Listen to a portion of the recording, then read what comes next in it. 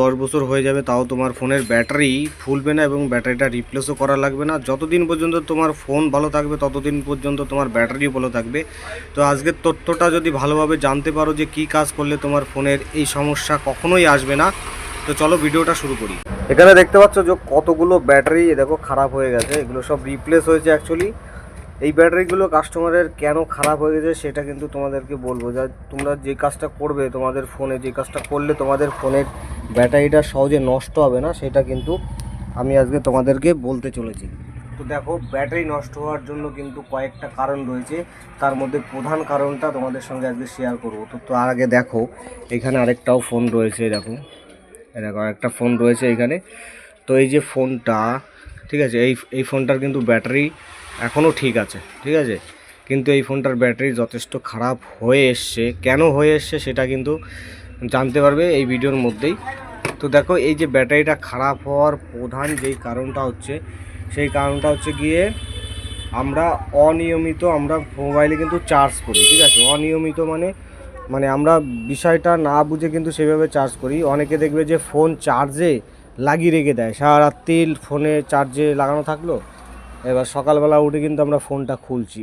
এতে কি হয়, এতে কিন্তু ব্যাটারির ওপরে বড় ইফেক্ট পড়ে, ঠিক আছে। এতে ব্যাটারি ফুলে যাওয়ার অনেকটা চান্স থাকে, বা ব্যাটারি নষ্ট হয়ে যাওয়ার এবং কি ফোন নষ্ট হয়ে যাওয়ারও কিন্তু চান্স থাকে অনেক, ঠিক আছে।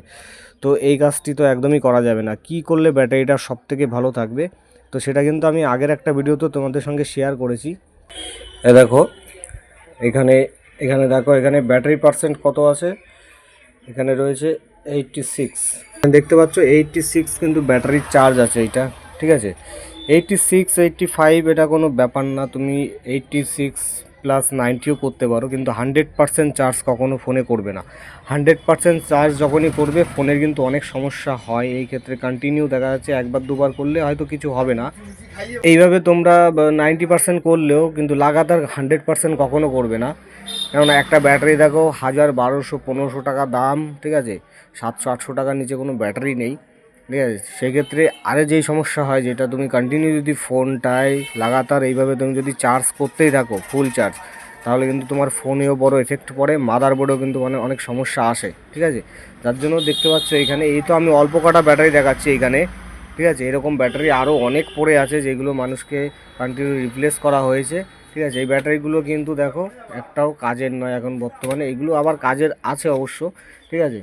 তো যাই হোক, ভিডিওটা যদি বুঝতে পারো যে কী সমস্যার কথা বললাম, যদি বুঝতে পারো যে ব্যাটারি কেন তোমার ভালো থাকবে, ঠিক আছে, 20%-এর মধ্যে চার্জ রাখবে এবং 80%-এর ওপরে চার্জে গেলে চার্জ থেকে খুলে নেবে, ঠিক আছে।